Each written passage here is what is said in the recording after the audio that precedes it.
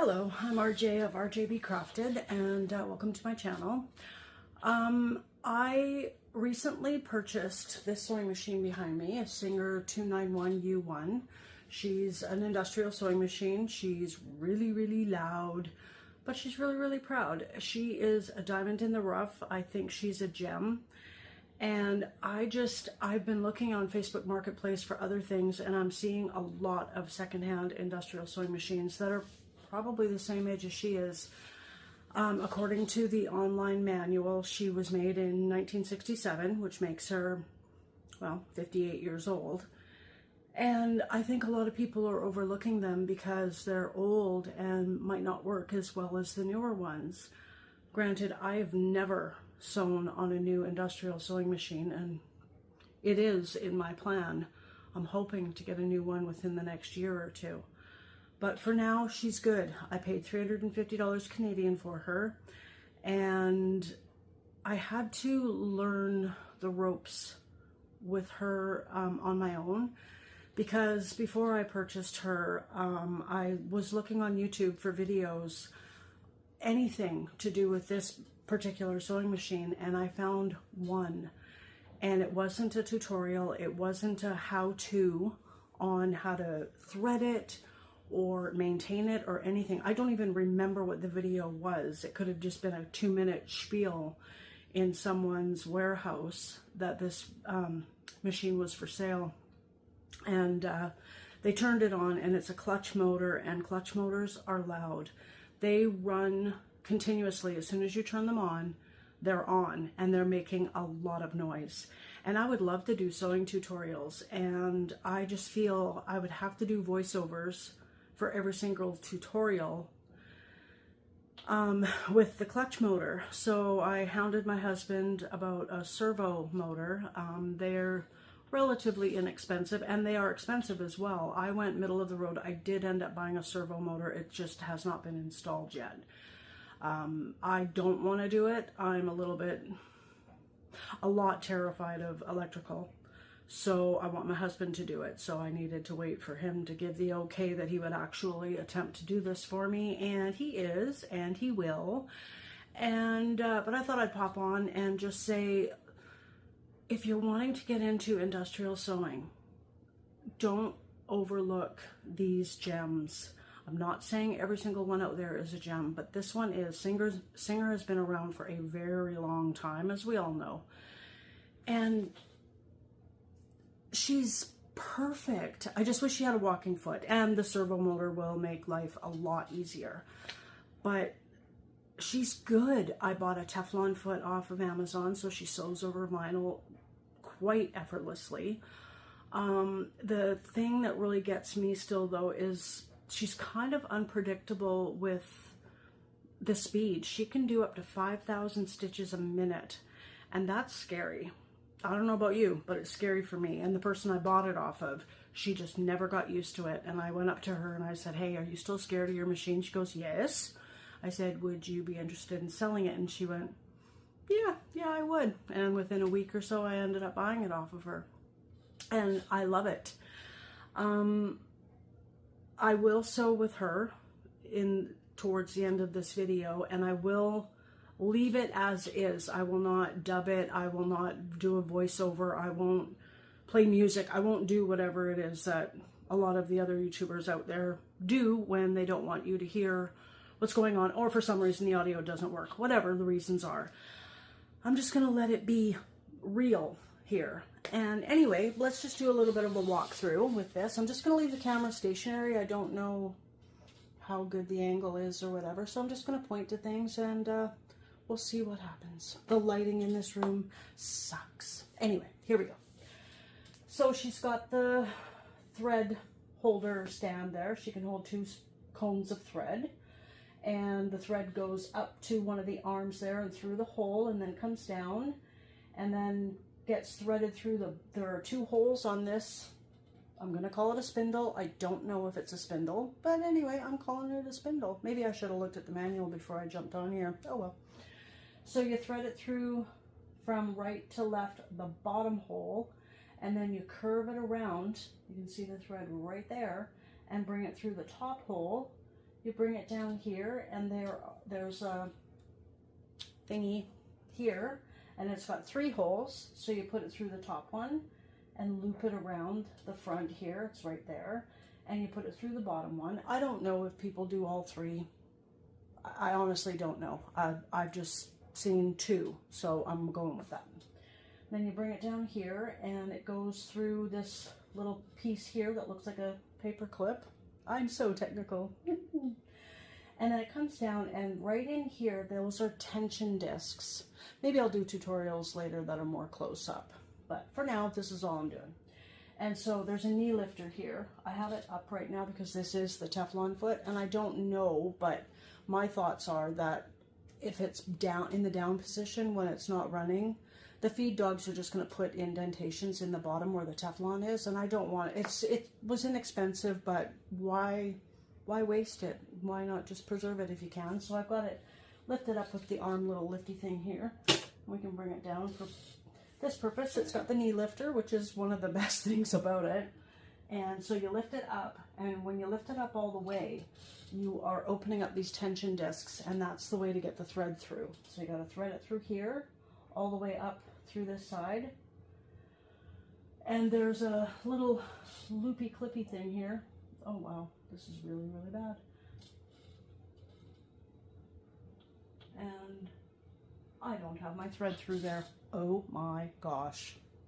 I'm gonna have to change that. Anyway, but I've sewn with it and it worked. Oh well. So when you bring it around here, you bring it up, loop it on this part that's moving. I don't really know if you can see that.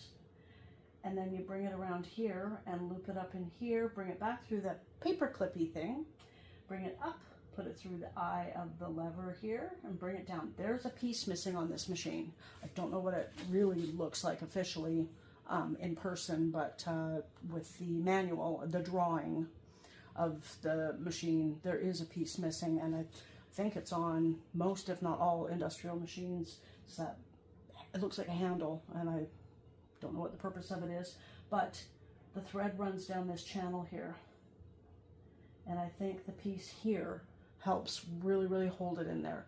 When I get really, really going on sewing, sometimes it loops and it comes up here.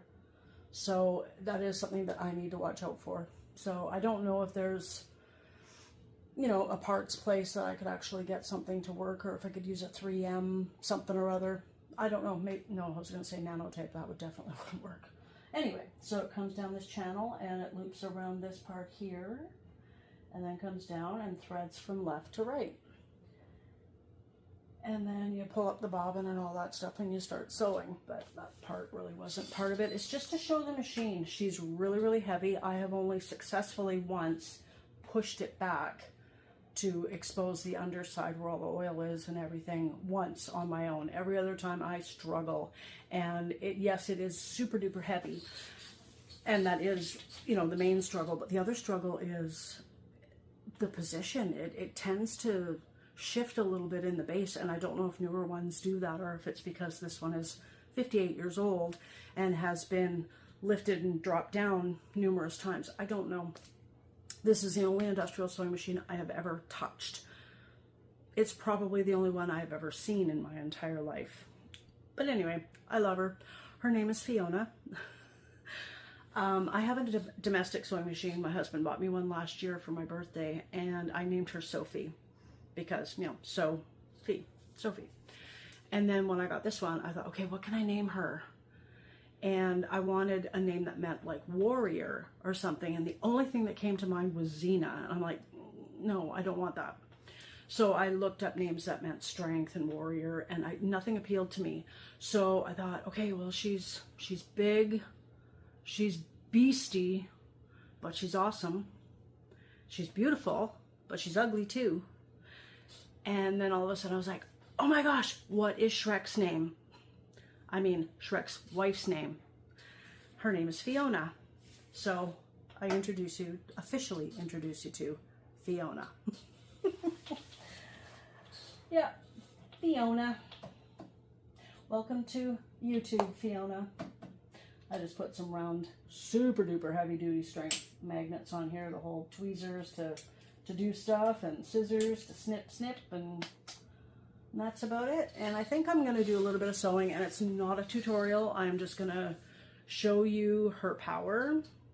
Although the piece I'm working on it's not good.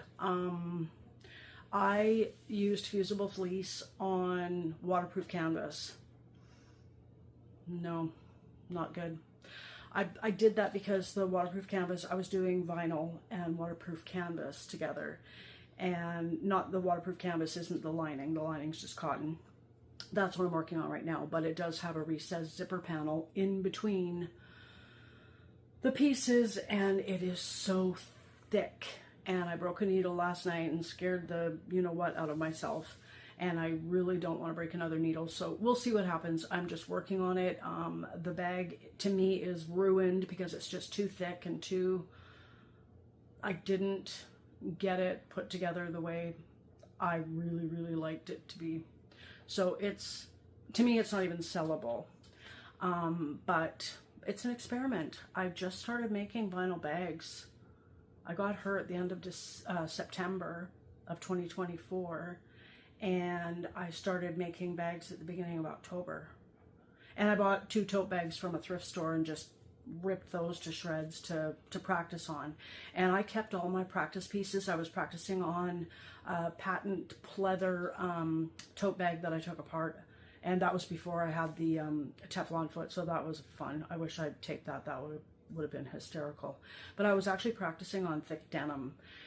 And I folded it over and tried to get accustomed to this machine, and I actually still stayed really, really scared of it until, I mean, the fear dissipated a little bit, but it stayed until I actually just dove in and started actually making something. I think when you're just kind of practicing, I went through almost an entire large cone of thread, not quite that large. It was 1,400 yards. I almost went through the entire cone just practicing. And if on a scale of 1 to 10, my fear was a 10, I might have brought it down to an 8. And that's not good enough. So I just jumped in and started sewing. And is everything great that I've made? No, of course not. I'm still learning. I've been sewing since the pandemic. Everybody needed masks, and I was like, hey, I've got an old sewing machine up in the attic. Go get it, and I'm going to learn how to sew. And I have a new good addiction has been born from that. So I just what's that word I'm looking for? I can't remember the word I'm looking for. Oh my gosh, here's menopause for you. I don't recommend it. So transitioned, that's the word I was looking for. Anyway, yay. I transitioned from masks to small little coin purses and makeup bags. They were just cotton and all that. And then I moved on to canvas to make smaller tote bags. My domestic didn't really like that. And actually, I really, really did want to work with vinyl. So I kept numerous industrial sewing machines in my Amazon shopping cart in hopes for like a big, huge sale and deal and all that. But that never happened. And my husband said, you know, I'm all for you getting a really good industrial sewing machine, but just try out a cheap one first, meaning secondhand, and get the feel for it, because just because I like sewing on a domestic sewing machine does not mean I would ever get comfortable sewing on an industrial. And lo and behold, it has happened, and I'm so happy, and I just want to sew every single day. And I've been an avid crocheter for 40 years. And that is my business. That's officially my business. I crochet hats and fingerless gloves for a living. And crocheting so much has resulted in me having very poor posture, carpal tunnel syndrome, a messed up elbow, and frozen shoulder. Well, actually, this one was frozen and this one's on its way. I cannot afford the therapy, the physiotherapy to get better, so I'm doing it myself. But I'm just really, really cutting back on the crocheting, and you know, with the sewing, I love the sewing, and I find my posture, I really force myself to sit up straighter to sew, and it helps. It really does help. So anyway, without further ado, I'm going to go grab my project and spin you around and turn this thing on. And yeah, you might want earplugs or turn your volume way down, and I might talk over it. And who knows whether you'll hear me or not. Stay tuned. I'm back. I'll take this opportunity to say, please like and subscribe to my channel. That would be awesome. I would really appreciate that. I'm going to have a lot more content on this machine and some on Sophie. RJB Crafted features Sophie and Fiona. Sophiona. Oh my goodness. Oh, I gotta change that. I didn't change. Let me grab my readers and just double check. Yep, it's not in there right. Okay. The machine is not on, by the way. Okay, let's just get that out of the way. Oops, I'm sorry. Okay. There might be a quicker way to do this, but I'm just gonna go like, where are we? Where are we missing it? Right about there. Yeah, we'll start there. What the heck? I'm lifting with my knee lift there to release the tension on the tension discs so that I can pull that thread out easily. So we come through this paper clippy thing here. We have our knee lifter open with the presser foot up, and you bring it through the tension discs. Catch this little thing, watch it. I didn't have that caught. I wonder if that played into, I didn't really notice any difference, except I'm gonna let go of the knee now so that it actually holds my thread there well. Maybe it popped out, I don't know.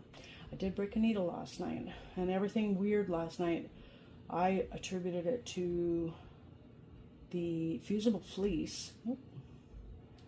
Fusible fleece, things just being way too thick.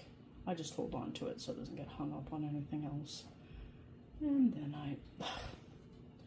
alrighty then. Okay, go back through this. Is it still hooked on that? Yes, it is. I just hold it, keep everything out of the way.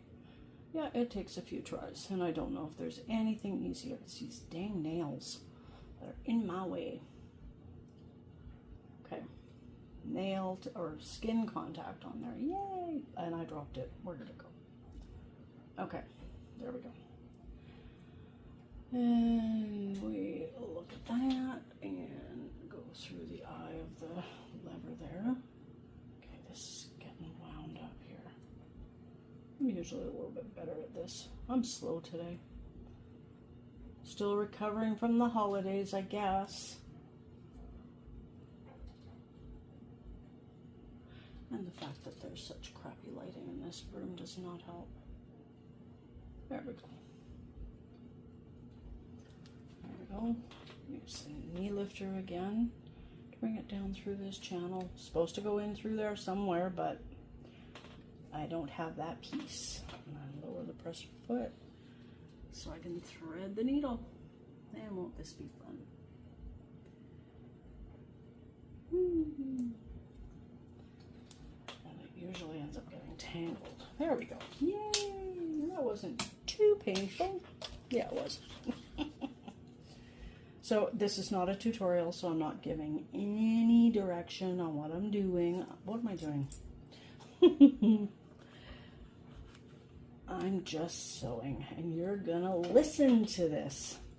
Make sure my seam or my stitch length is good, and it is. And here we go. I'm gonna turn her on. She takes a few seconds to fire up. She's super loud, and then she'll be a little bit louder when I sew. And then when I do shut her off, she takes about I've never timed her, but I think she's more than a minute to actually cycle down completely. Anyway, I'm looking forward to the servo motor, and it won't take away from how well she works and how good a job she does in sewing. Here we go. I had a cat who's a trauma cat. She's a rescue, and I always say, "It's going to be loud, Lily," as a warning to her, and I didn't do that this time, but you know what? I don't even think she flinched. Here we go.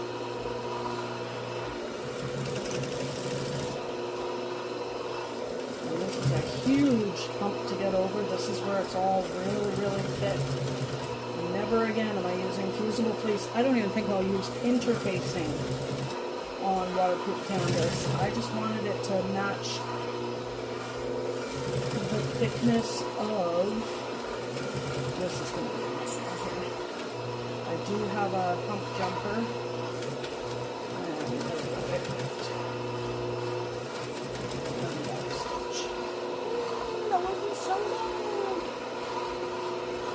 It wasn't so good, but it wasn't so bad.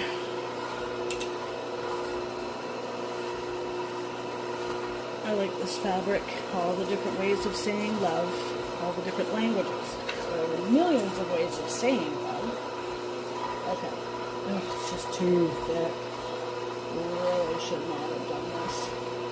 Lesson learned. I say there are really no mistakes. They're all lessons to learn. Here's my stitch length. I don't know if you can see over there. I can't remember what I saw on the screen. I don't even know if you can hear me. I could sing like the Dickens and you wouldn't even know maybe. But I won't. I will spare you. There, she climbs Mount Everest there pretty well. Somebody suggested I get a needle positioner as well as the servo motor, or along with the servo motor, but I didn't. I hope it's something that I can add to, or yeah, add later, because I would like the needle to stop in the down position every time. Sophie does. Fiona doesn't. Back in Fiona's heyday, I think it was just a sewing machine. Just sew with me, man. None of these ring-a-ding-ding bells and whistles. You know? I changed my stitch length back to the construction length, and here we go. That first one went a lot better than I thought it would. Maybe last night when I was sewing, I was just too tired and too cranky and too something.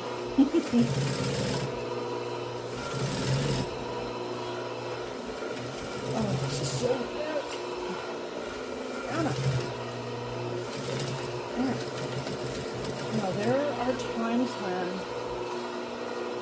I put my foot on the pedal to vroom vroom, and she doesn't want to go.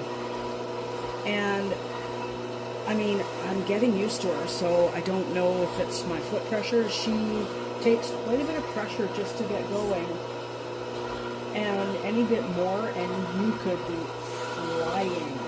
And like I said, she does 5,000 stitches a minute, and that is fast. That is terrifyingly fast. So, I don't know if it's me, or if it's her, or if it's the position of the needle, like where it is, not just up or down, but how far down, or how far back up it is. Changing my stitch length again. Holding this all together. Because look at that. I mean, I feel like I'm always pushing the same amount of pressure on the foot pedal. And yet this is very pleasurable on her. I will give her a little bit more. She's a little unpredictable in that way, in that sense. Oh, we're just kind of hung up on that hump there, so I'm just going to hand crank until I get past it. I do have a hump jumper, but I don't know where it is right now. Oh, I think we're past it. Yep. Okay. Whew. No more hand cranking. I got a sore enough shoulder from crocheting. I don't need it. Come on. And there we go. Looking forward to a lot more control with the servo motor. Anyway, that's all I'm prepared to do right now. Thank you for watching. And again, if you could like this video and subscribe to my channel, I would greatly appreciate it. My content is only going to get bigger and better, and my relationship with Fiona is just going to get stronger, and We're going to be best buds, right? Oh, she does not have a light attached to her. This is just a magnetic light at the back that I bought off of Amazon. Anyway, everybody, Happy New Year and have a great day. Until next time, bye.